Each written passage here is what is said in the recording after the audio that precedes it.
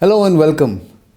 The year 2025 has been declared by India's Ministry of Defence as the year of reforms in the defence sector.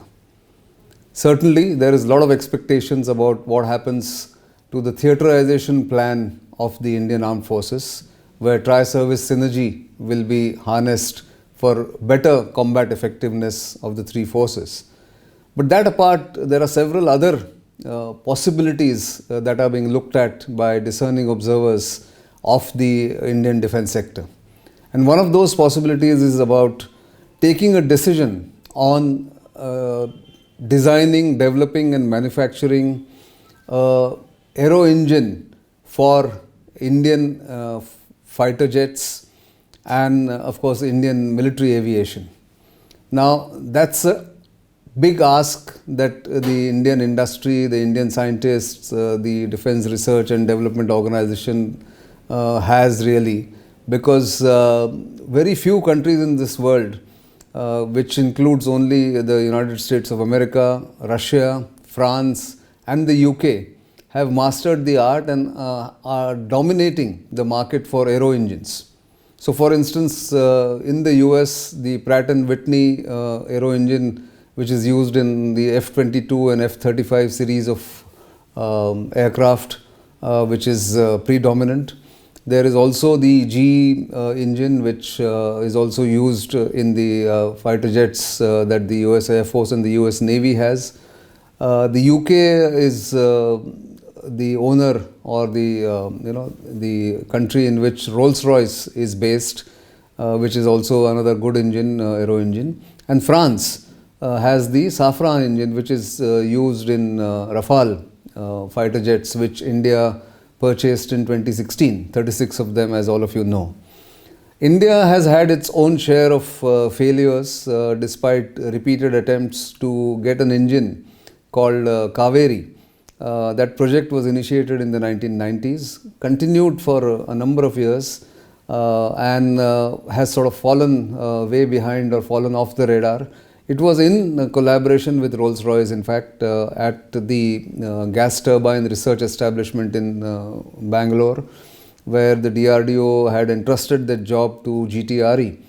But several limitations of the critical materials that are required, testing facilities, scientific knowledge, and of course, finally putting it all together has limited the Kaveri experience. It couldn't go beyond, the Kaveri engine couldn't go beyond the thrust of 80 kilonewton which is required, and the LCA, the Tejas light combat aircraft, was looking for something more than that, at least 100 kilonewtons.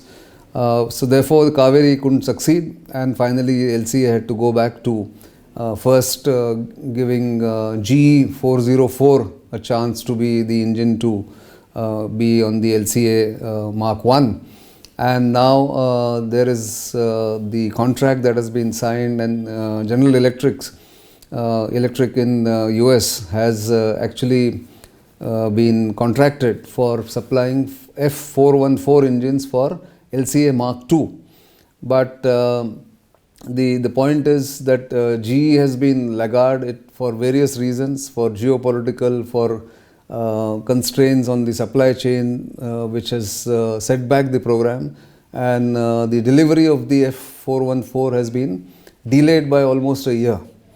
But now, if you look at what's happening in terms of the Indian attempt, so having gone through the whole cycle of importing engines and then trying its own engine to be developed, India is now looking to collaborate with one of these three engine makers. Pratt & Whitney is out of the game because that is not in the mix, it is not on the offer to the Indian defense industry or aerospace industry. And therefore, what India is looking at is to develop its own engine in collaboration with these three companies: Safran, General Electric and Rolls-Royce.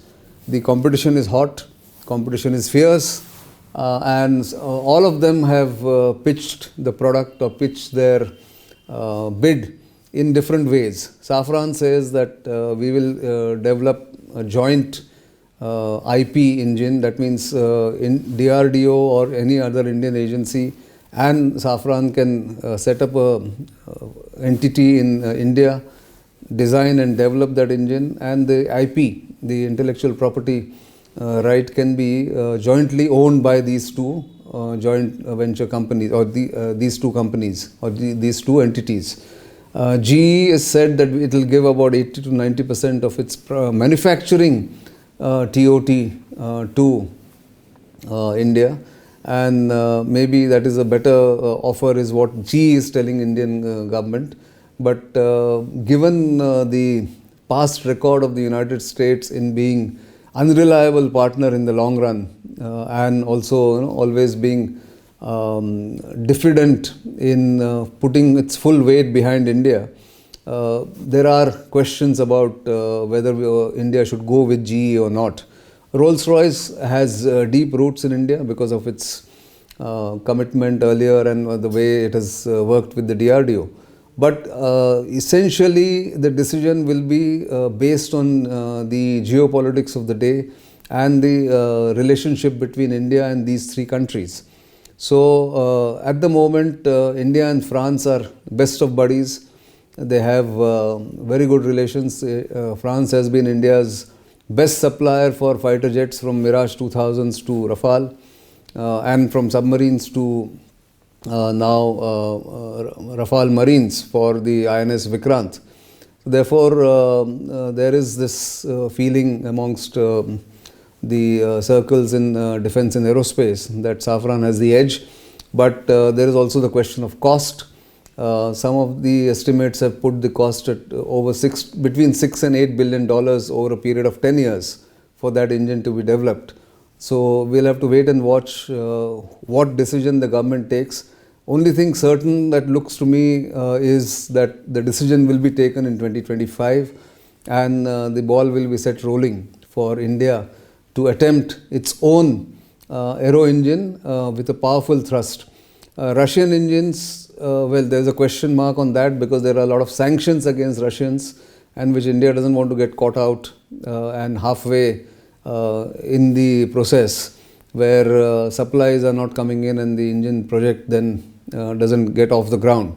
So therefore, I suppose these three will be the fierce competitors. Going forward, we'll have to wait and watch when the government takes the decision. But it's an interesting phase in Indian aerospace sector, where Indian Air Force is sort of facing a shortage of its fighter jets, a very heavy shortage of fighter jets, and it needs to make up for those shortages very quickly in the interim, before the aero engine comes and the LCA Mark II then starts delivering, and the AMCA, the Advanced Medium Combat Aircraft, gets this new proposed joint venture that will come through for the engine meant for the AMCA, which is scheduled to be sort of rolling out or getting inducted maybe between the time period of 2035 2040. So interesting phase, like I said. We'll have to wait and watch, but do keep watching StratNews Global. We'll keep bringing to you these interesting tidbits in strategic sphere and the decision making, the way it happens. I'm Nitin Gokhale.